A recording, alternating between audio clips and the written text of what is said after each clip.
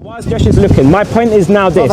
We've confirmed that someone can be a virgin and an Almah because Genesis has confirmed to us that this can happen. So now, if we go to Isaiah 7:14, he is now trying to rule out that if you're an Almah, you can't be a virgin. No. Don't put words in my mouth. You just said that this other verse calls her a virgin. Okay. You say that an Almah can't be a virgin. But that's my point. You're using Cain's argument. This is nonsense. This is utter nonsense. What I'm going to show you now it can be a virgin, therefore it is a virgin. Nonsense. So if the possibility is, it can be, because what he's going to say, in the Septuagint, it uses the word Parthenos. Now here's the Septuagint, and in that verse, for what you've just stated, it uses Parthenos for all three ones. Yes. So therefore that's written in Greek, correct? Who was it written by? It was written by in Greek, correct? Yes. It's in Greek, the same word for girl and virgin, they're the same word.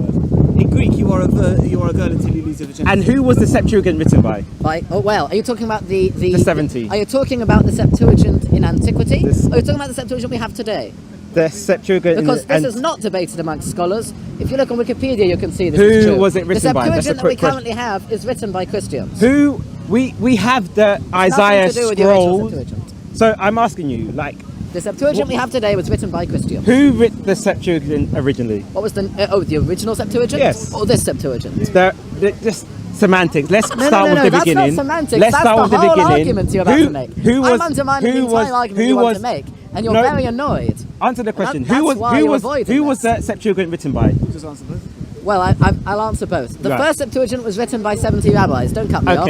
Don't cut me off, Ali. No, but I was asking you a question. And the last I wanted one, you to answer. And the current one we have is not written by Jews. It was written by Christians. Now, this is the thing. He said the current Septuagint is written by Christians, but Matthew was written in the 1st century. So Matthew could not have been using the Septuagint written by Christians. Exactly. So therefore, the point is, Matthew is wrong. The book of Matthew is wrong. He's now refuted his own point because he has agreed that the original Septuagint was written by the 70.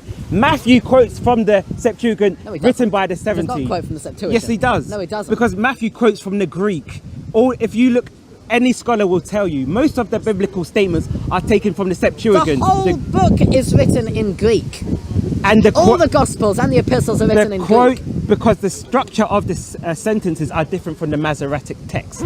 So therefore, when a scholar looks at the Greek, they can see where they got the constructs from, because the construct of the sentence matches the Septuagint. So therefore, even if we listen to your argument, you try to then say the Septuagint was written by the Christians, but the book of Matthew came before the Septuagint by the Christians. So therefore, the only thing he could have been quoting from is the Septuagint written by the 70. Well, that's not true, because the Septuagint written by the 70 we know was only on the 5 books of Moses and not on the prophets or writings, and therefore there was no Septuagint on Isaiah at that time. Again, you're mistaken, because I don't have the evidence on me, but of course not. The Septuagint, there were more books that were written gradually over time before the time of Christ.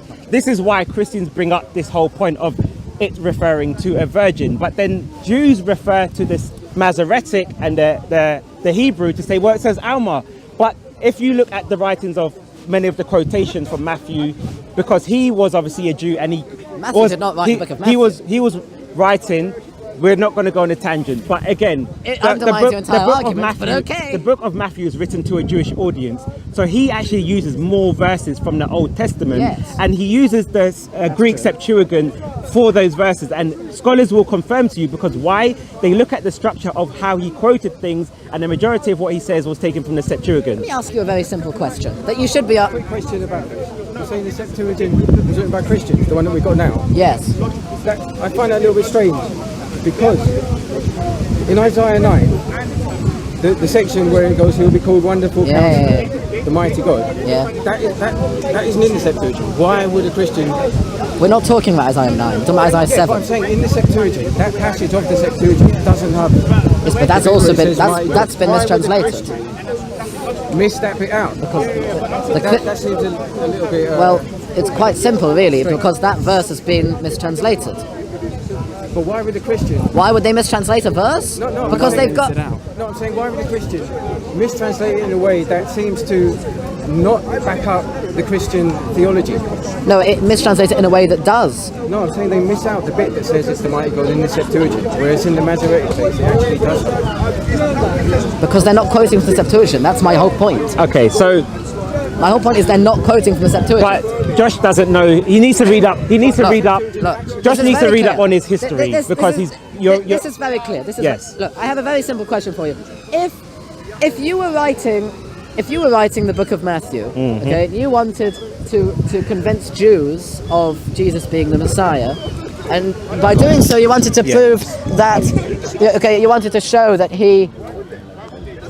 You're not listening to a word I'm saying. And by doing so, you wanted to, in order to do so, you wanted to quote verses, okay, showing how Jesus fulfilled this prophecy and that prophecy. What would you quote from? Would you quote from? Hold on. Isaiah. No, I'm sticking to Isaiah. Would you quote from a translation or the original? Would you okay, now this is something that you know from a court of law, okay? We have a very important principle in law, that the original text is always...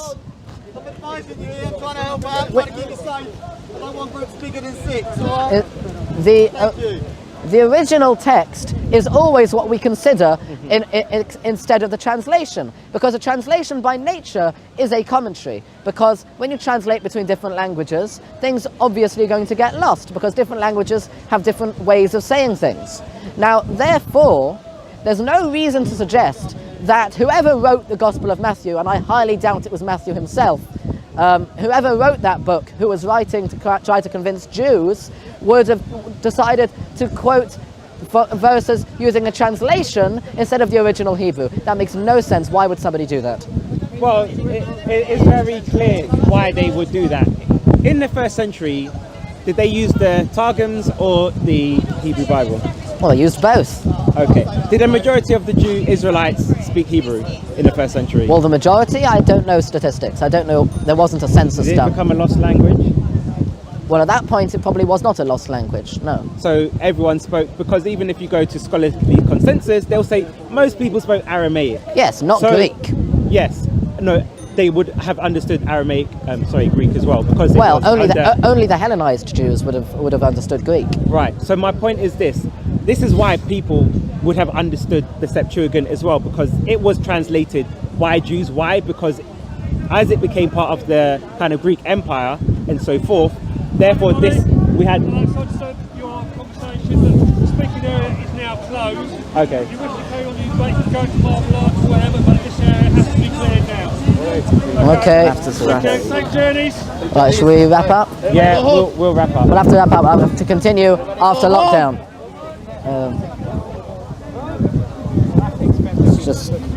Yeah, we'll do a conclusion outside. All right, we're going to do a conclusion outside. Amen. It will do a conclusion outside. Hi, everyone. Yeah, maybe we can do an online, continue online or something. All right. Yeah, okay. We'll take this outside, man. We'll take this Let's outside. Take it outside. Yeah. Can you hold this? They're actually closing the whole park? Yeah. Including the Kensington Gardens? I wanted to time it because so. sometimes you like, yeah. Don't worry, next time we'll do it.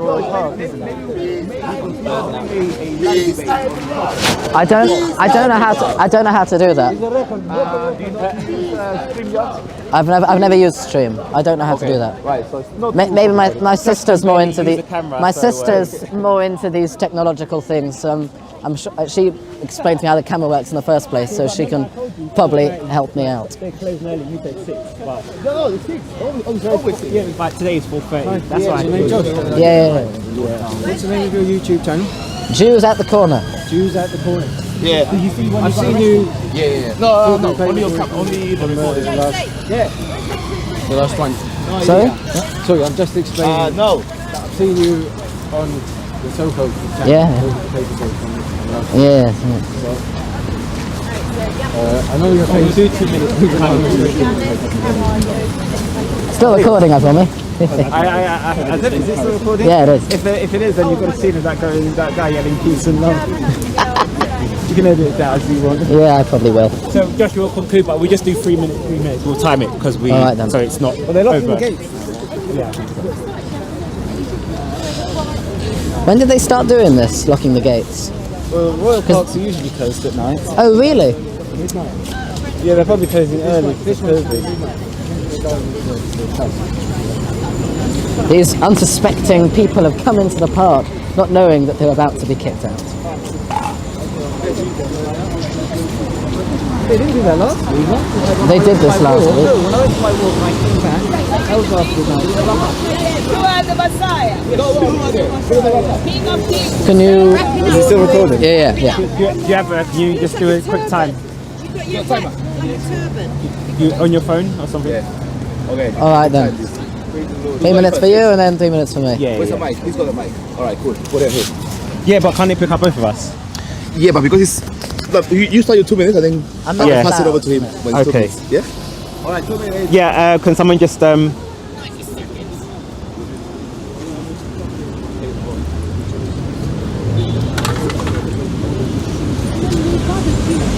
or 3 minutes.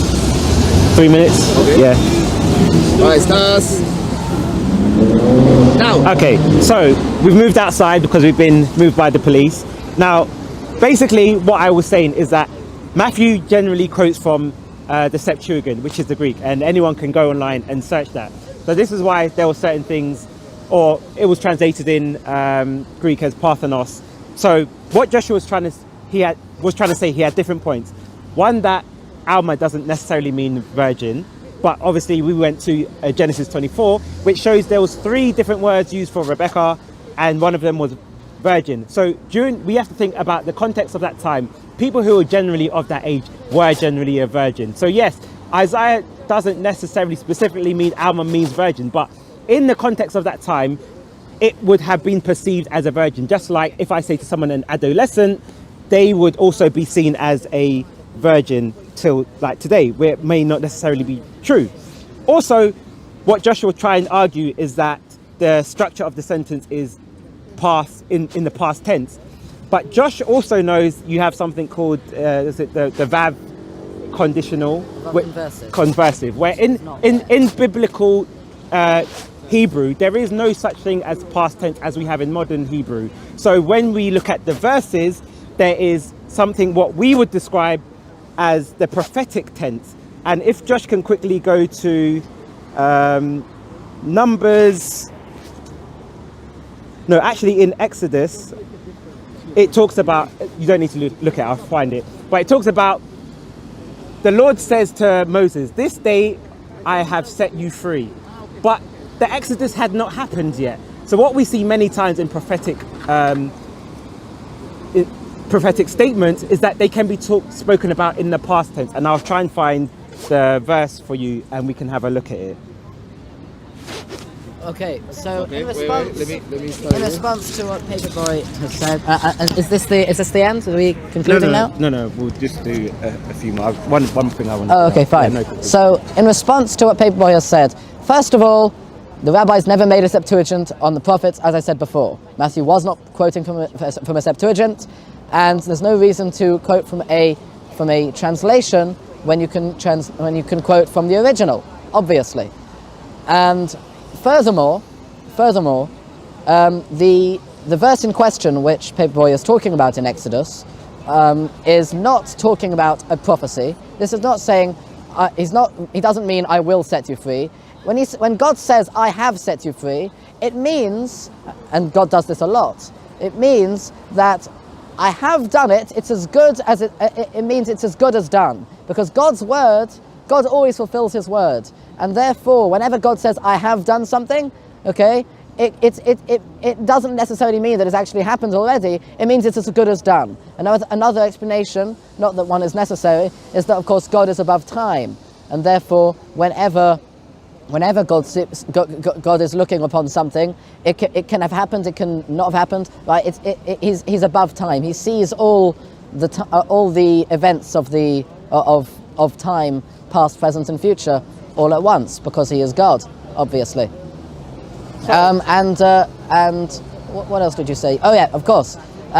If we go to Proverbs chapter 30, we see very clearly that Almah there is not talking about a virgin. So So Paperboy's assertion that just because by Rebecca it uses all three words to refer to her, and one of them is a virgin and one of them is Almah, does not mean that Almah means virgin.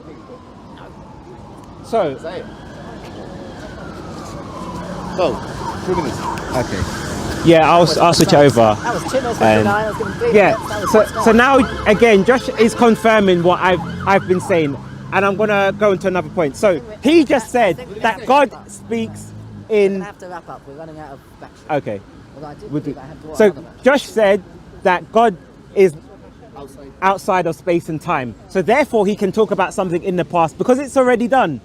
That's why we say it's a prophecy. So even though I have confirmed that there is no wav consecutive, so there is no such thing as a true past tense in the biblical text. Even if you go to the 1970 JPS, it says the virgin shall conceive, but they have now revised it to say she has conceived. Because if you look at the rest of the sentence, it speaks of the father naming the child in the future tense. Now, this is the thing. If it is a prophecy, what Josh said can still apply. That God knows it's already done, even if it's something to happen in the future, because God does not is not constrained by space and time. So Josh has not actually refuted my point. He's actually helped my point. So, Can I come back on that? yes, you may. All right then. Well, this is just absurd, because the word has conceived in Isaiah 7:14 does not have a vav conversive. There is no vav conversive there.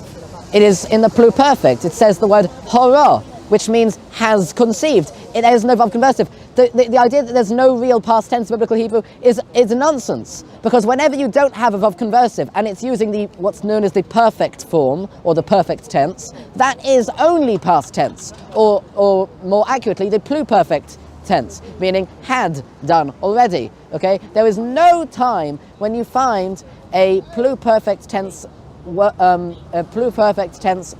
referring to the future. And I might add that the context of Isaiah 7, which I'm sure Paperboy might have read in preparation for this, but most missionaries have never read the whole of Isaiah 7. Isaiah 7 does not talk about the future. Isaiah 7 talks about what's going on then. It's talking about a siege with King Ahaz, right? What happens? Okay. King Ahaz, king of Judah, is besieged by the kings of Aram, King Rezin, and the king of Israel, right? That's King Pekach. And Isaiah says to Ahaz, pray to God, he'll give you a sign, the siege will be over. And Ahaz says, no, I don't want to pray to God. So he says, well, we're going to give you a sign anyway. And then he says, what's the sign? Okay, he says the sign is that the young woman, okay, who has conceived. It says horror, as I keep saying. It's in the pluperfect. There's no vav conversive here. It's a lie that there's a vav conversive in this word. It doesn't exist. It's spelled hey, resh, hey, horror. Has conceived, will give birth to a son. You should call him Emmanuel, which means God is with us. Okay, it's perfectly normal to have names in Hebrew that mention God in it. It doesn't make the person divine, like, for example, Daniel or Michael or Gabriel. They all got God in the name. And what's the sign about this? That by the time this child, Emmanuel, before this child, Emmanuel, is able to tell the difference between good and evil, the siege will have lifted. Well, let me tell you something. If this really is talking about Jesus, that's a mighty long siege. Okay, so now, Josh was talking about the tense used in the Isaiah 7:14. Can you open your Tanakh? Of course. Does it have the word Yoledet? Yeah, that's a... What tense is that? That's a participle, the present tense. Present tense. So Yes. you have past tense, now the present tense. Yes. And also the word cool. What tense is that? Let's get it up. That's in the future, I know that. So now you're saying you have past, present and future. But you All want in the us same to verse. believe that it's something that has happened in the But past. the conception has happened in the past, because that's the verse. That's the verb which is in the past. But that's the thing. Using it in conjunction, the past perfect, that is why, if you look at the JPS 1917, they put the she shall conceive, because when you look at the whole structure of the sentence, because you have the past, present, and that's why I said you don't have something as a proper past tense. So when you have she is given, the tense is almost she is given birth, but then he will call in the future. So this is why I've said. Okay, so now tell us the tenses. Horror is I just asked the question. Okay, horror is in the past tense. Horror means has conceived. She has conceived in the past tense. Sorry? There you are. No time now. Okay. No time. No time. Can you maybe ask somebody else to hold it? Okay. Yeah. Okay, but Horror is in the past tense. Yeah. Yoledes is a participle. Okay, that's present tense. And v'koros, that has a vav conversive, by the way. That's in the future tense. Okay, but just to kind of quickly get to it, because we've been going on for such a long time. Yes. There is one thing I want to conclude on, is that who is Yosef ben David? Or Yosef ben David. Sorry, the Messiah ben David. Is it? The Messiah. Oh, you want to talk about the Mashiach ben David? Yeah. Maybe we should leave that for next time. Just a quick one. I want to give a quick introduction on. Mashiach ben Yosef and Mashiach ben David. Yes. Right. Well, according to rabbinic tradition, there are going to be two messiahs. The first is going to be the Mashiach ben Yosef, and depending on how on whether or not the Jewish people as a whole are righteous or wicked, he will either be killed or not be killed, and he'll be followed by the Mashiach ben David, who will actually bring the full redemption. Okay. And just to summarize. And if the Mashiach ben and according to some opinions, Mashiach ben Yosef will actually be resurrected by Mashiach ben David. And either way, whether he was killed and resurrected or he was never killed at all, they will actually reign reign as two kings together. Mashiach ben David being the main king, Mashiach ben Yosef being the other king. Okay, so the reason why I just wanted to conclude to this is maybe in our next discussion we'll talk about this. Now, the Jews always talk about a Messiah, but now we know there are apparently two Messiahs, and one is apparently going to be killed. Why? Where did they get that from? Because Christians have always argued that there's one, because what the Jews will say, Jesus wasn't the Messiah because he didn't fulfill everything. Now we look within Judaism's text, and you have two Messiahs, one who apparently gets killed and one who then reigns for like however long, a very long time. His kingdom is said to last for eternity. Christians will argue that there was a Messiah who did die and he did rise and he will have a kingdom that is everlasting. But I find it very interesting that they have a concept of two Messiahs, and one who will die and one who will then come after him, Messiah ben David, who then will establish the kingdom, and we'll go into that the next time. We'll talk about that next time. Yes. Thank you very much. So that's all from us. Just do a wrap up. So just in terms of our wrap up, and I'll leave Josh with the last word. So basically what I wanted to go through today is looking at the rabbinical text and saying they accuse us of misappropriating what is in the Tanakh. And when we go through certain verses, biblical verses, that we say are messianic, many of the times you will see that rabbis have said that this verse is about the Messiah.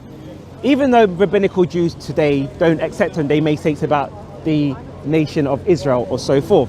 But the question remains, where did these people, who are supposed to be very learned people, how could they make such basic errors in saying this is about the Messiah when it was clearly about the nation of Israel? Why? And that's why I asked Josh, what is the criteria to determine whether a verse is messianic or not? Because these are not layman people. Jonathan ben Uzal attributing a verse to the Messiah is a very significant thing. He was not a layman. He was one of the, if not the greatest rabbis to have lived.